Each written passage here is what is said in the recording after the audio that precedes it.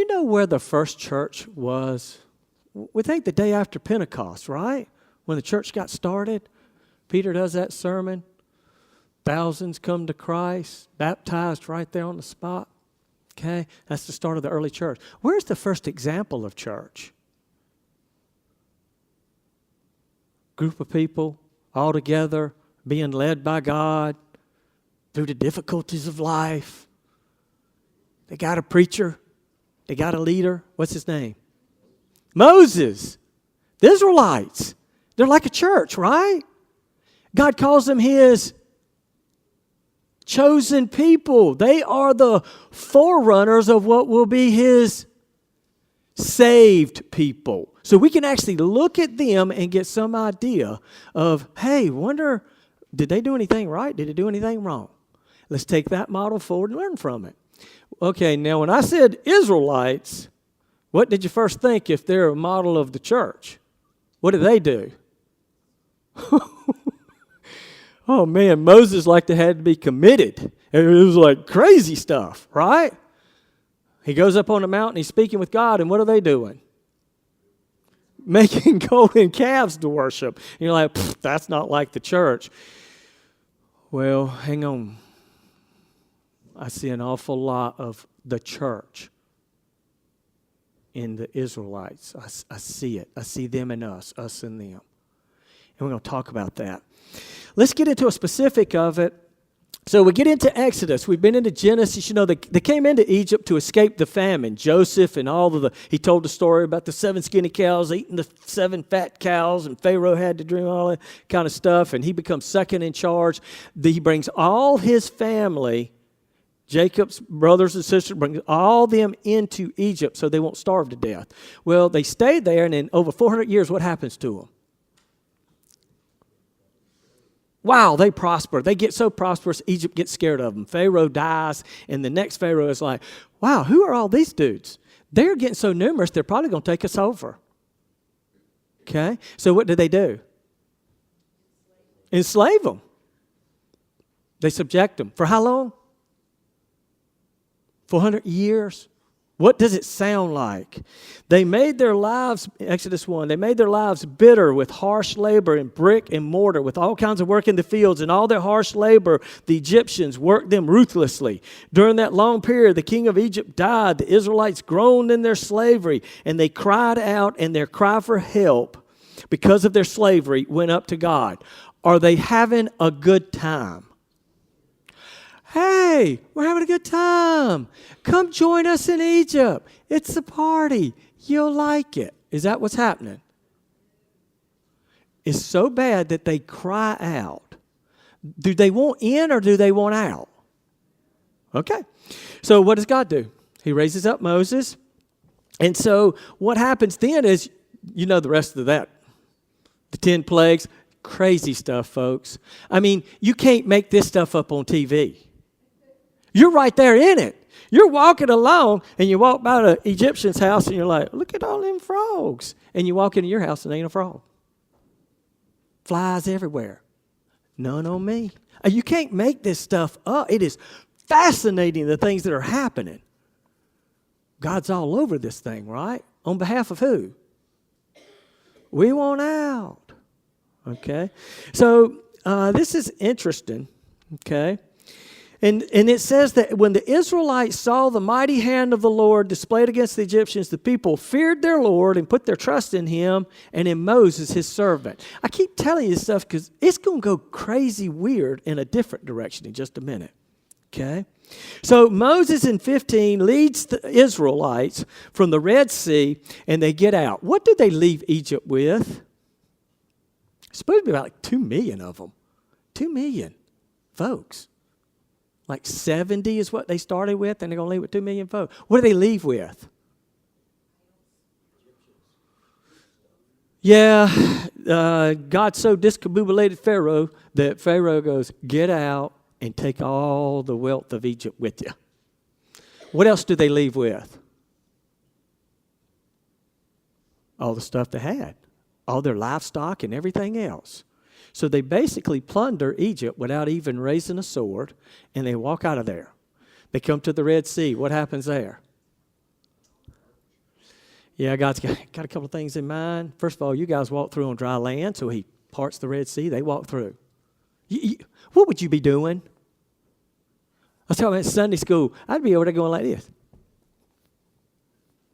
I'd be sticking my hand in there. Oh, check this out, dude. I'd even go. Now jump back. Dry. It's the wildest stuff you've ever seen. Nobody's ever seen anything like this before. So they get through on the other side, and God goes, oh, watch this. Then what does he do? Well, he takes out Pharaoh, who's coming to kill every one of those Israelites and take back all the gold. Okay? So even with all that happening, they get out there. They've been out there about 3 days, and the people start to do what? They start to grumble. It's not this, I drank up all my water. Hey, did you see what God did? Is he going to part the sea and like bring it to? This is cool. I'm just waiting to see what's going to happen here. That's not what they're doing. They're grumbling. What does that sound like? Stupid idiot. He doesn't know what he's doing. Drug us out here in the desert 3 days. I don't even know who he thinks he is. Why is he leading us? I don't know. Who put him in charge? I could do much better than this. Are they looking water? No. They're just grumbling. Okay? So Moses cried out to the Lord. The Lord showed him a piece of wood because they walk up on water. It's bitter. They can't drink it. And Moses is on the other side. He's like, okay, what are we doing here, God? And God's like, see that piece of wood? And Moses is like, and we talked about Sunday school. When God says, see that piece of wood with Moses, what does he think? Is that joker going to turn into a snake? Remember the staff's thing? He's like, oh. So, and he picks the wood up, he sticks it in the water, and now what? Water's okay to drink. Another miracle. Okay? God actually says to him right there, he says, he issued a ruling and instruction for them, put them to the test. Why is he testing the Israelites? Where are they coming from? What's in Egypt? Slavery. Where are they going to? Promised land. How is it described? Milk and honey. What do you have to do to make milk? Most people don't know this these days. The young people think you go to Walmart. You don't do anything. The cow makes the milk. What do you do to make honey? I would know this. I don't do anything. The bees make the honey. Where are these guys from Israel going to stay? In cities not made by their own hands. Why is God testing them? What do you do with your kids if you give them stuff and they don't appreciate it? We call it what? Thank you. He's getting ready to spoil them, but he wants them to be thankful so they won't be spoiled brats. That's why he's testing them. Okay? So he says, hey, if you listen carefully to the Lord your God, do what is right in his eyes, if you pay attention to his commands, keep all his decrees, I will not bring on you any of the diseases I brought on the Egyptians. For I'm the Lord who heals you. Month and a half later, what do? In the desert, the whole community grumbled against Moses and Aaron. The Israelites said to them, they get there and they get a little hungry. What have they got?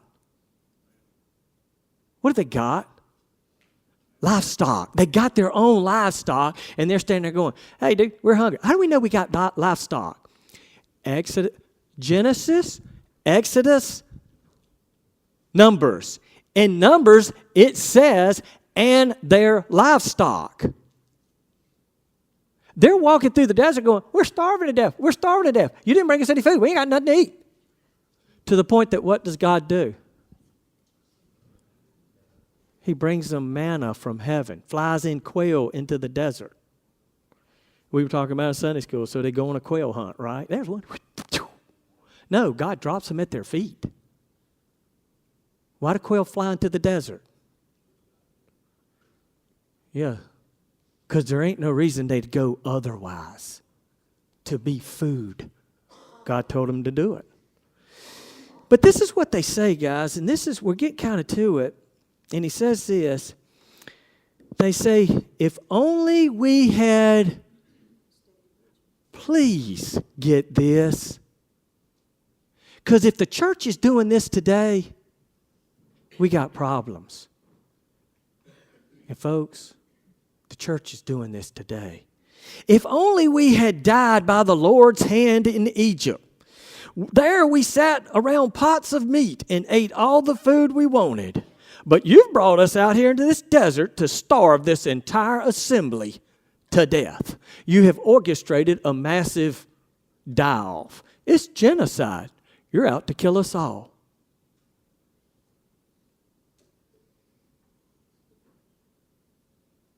Now, please understand where they're saying this. Where do you think they're saying it? Yeah, we think it's out in the desert. No, think about it again. What's guiding them by night? What's guiding them by day? What never leaves them? Guys, they're standing there right in front of God saying this stuff. They just said it. If only we had died by... God, you should have just killed us in Egypt. I got a question here, okay? Wait a minute. Let's go through one more of these.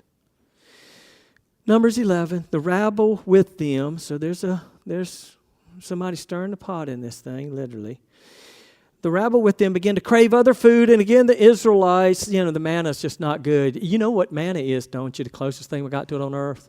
I've always said it's Krispy Kreme donuts. I mean, that was one, Krispy Kreme. This was chocolate covered. Nothing. It was really cool stuff. You could do a lot of things with it. They ate it for 40 years and had no malnutrition. Fascinating.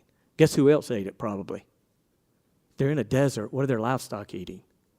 That's a pretty fascinating thought. Okay, but here's what they say. If only we had meat to eat. We remember the fish we ate in Egypt at no cost.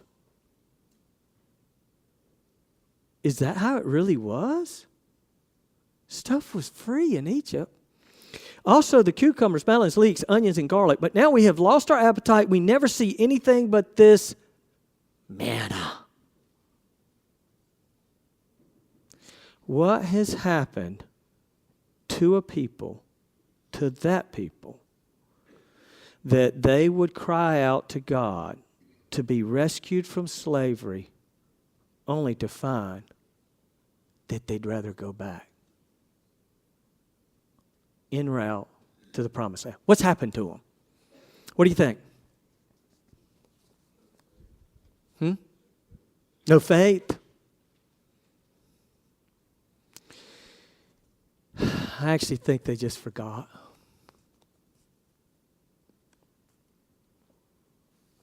think they forgot. Can we forget? Can the church forget? We're going to talk about it in just a minute. Are we used to that? What's a saying that might help us with that to say, yeah, that is right. We do forget. As a human race, we forget. Don't bite. Why would you bite the hand that fed you? Because you forgot it was the hand that fed you. Where are my teenagers at? Why would you go to war with your parents who love you and die for you, Charlie? Because you forgot who you were dealing with. Isn't that right? Once that child forgets who you are and all that you've done for them growing up, and that you would die for that child. No parent is super smart. Last thing I want is to misguide Seth. If you hear me say game today, the game I'm talking about is for his soul and your children's souls. and your very souls. That's the game we're talking about here today. It ain't nothing to be playing around with.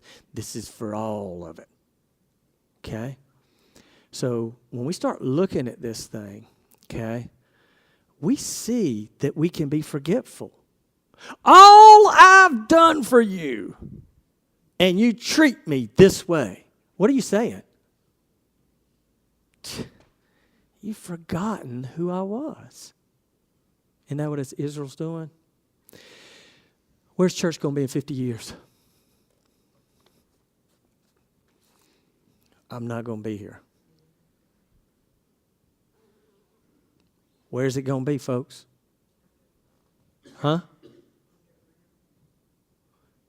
I told Seth this morning, I said, in your lifetime, you're going to have to fight. Either to keep the doors open, okay, or fight to go somewhere else. It's coming, folks. How do you know? I see the forgetfulness. I hear the forgetfulness. You know what I've heard people say? Now, if I say something this morning, okay, you know why I like to do communion?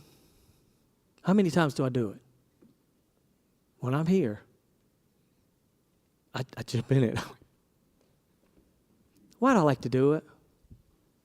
You'll find out in a minute, but it's where Christ and I talk every morning. And what he told me this morning, so if I was doing an offering, was love them. This is going to get really hard. Okay? If I say something and it has come out of your mouth, if I say, I hear the church saying this, and you have said it in some time in the past, I've said worse. Okay? But along the way, we've got to learn. You know something that I've heard that reveals our heart and shows that we've forgotten what can happen at church? I've heard people say this. Yeah, I'm just not getting fed.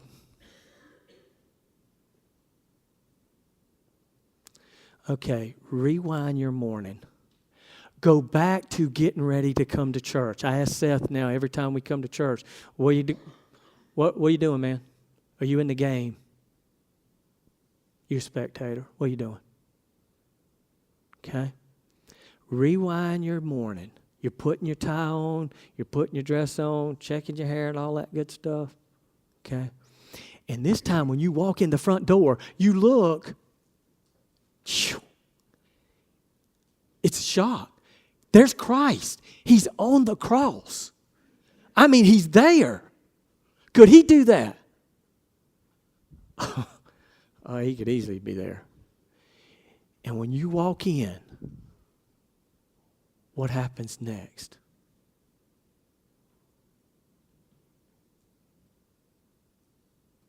What are you going to do? Huh?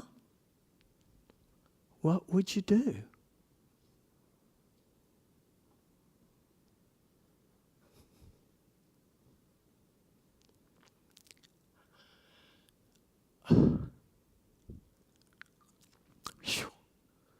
That's some wicked thorns.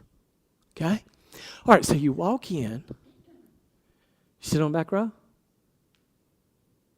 Now, if you're sitting on the back row, Jamie, what are you doing back? We got to laugh a little bit. This thing is heavy. What do? Do you have to hear a song that morning? Do you have to hear a special? Kim's was beautiful. Do you have to hear a children's message to say that you've been fed? Does Daniel have to get up and do the best sermon you've ever heard? Do you have to go back to Sunday school and have somebody knock it out for you? What would you do? Would you walk up and talk to him? Now, what would you tell him? Would you hide? I'm not worthy. On the cross, what does he do? He welcomes us. As sinners, he says, Father, forgive them, for they know not what they do. And then as his children, what does he do? Same thing he did to John. He gives us charge of the very things he loves most. What does he tell John? Love, see your mother, mother, see your son. He gives John her. What would Christ give you when you walked up?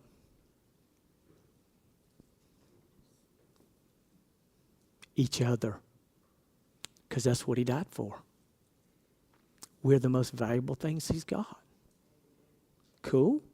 He's going to give you each other. He does it right on the cross.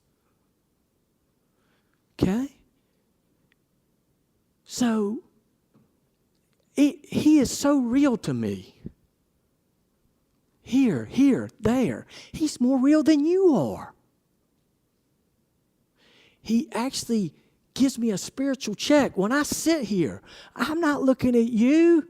He's walking up, and he comes up to me in the front, or he puts his arms around me. This morning, he knelt, and he said, love him. He's so real. Okay? Why are you any more real than he is? He's here. You're there.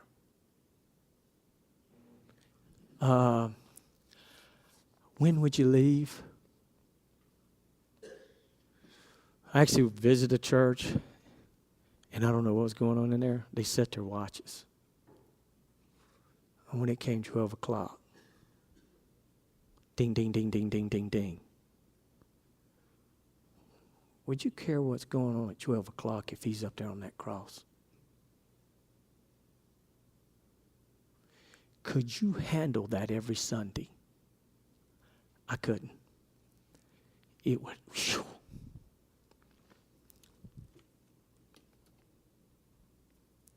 So he does it this way. He's here every Sunday. Okay? Do this in remembrance of me so that you won't have to be put through that every Sunday. Okay? Let's go a little deeper. Okay? With the Israelites, God's right in front of them. Moses' face is glowing, and they tell him to put a mask on his face. They don't even want that presence of God in their life. Heaven forbid when we don't want the word in our lives, and we don't come here to worship, to be fed. There's your food. Love that we do it every Sunday. Don't dare walk in here and say you ain't been fed. Don't let him hear you say it. Please. Whew. Now, wait a minute, Jimbo. You stand up there running your mouth. I should have already been gone. I get to lunch early. Why we sing songs? Why do we do that stuff?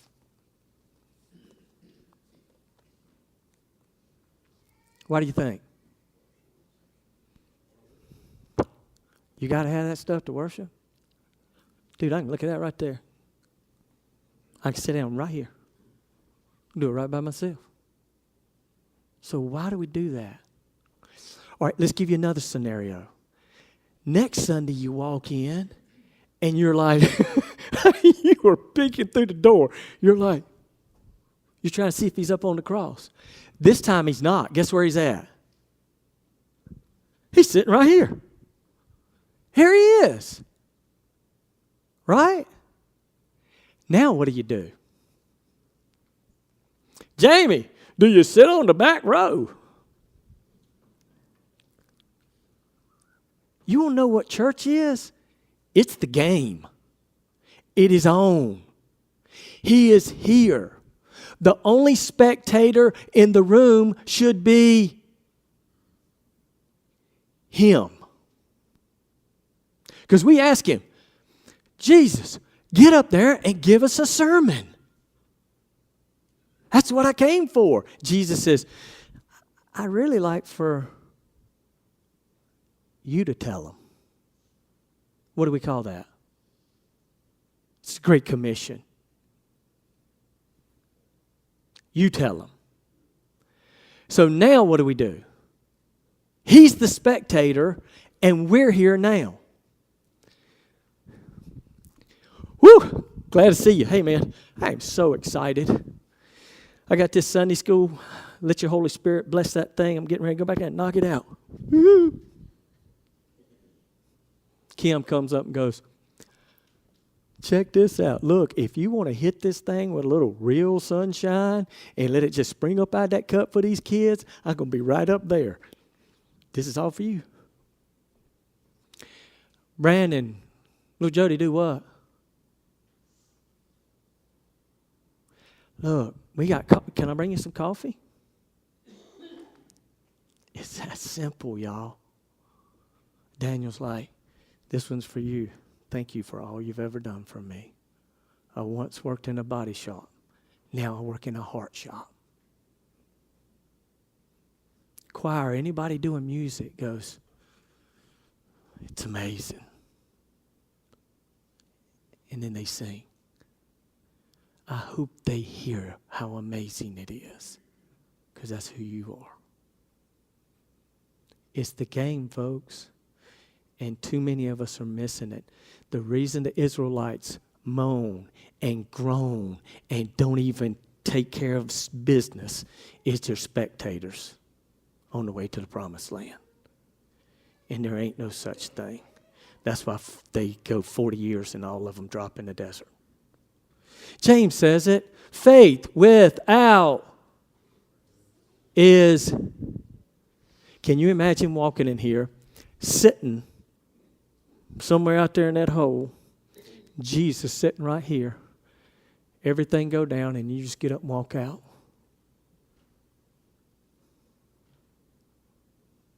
Well, that's what we're doing.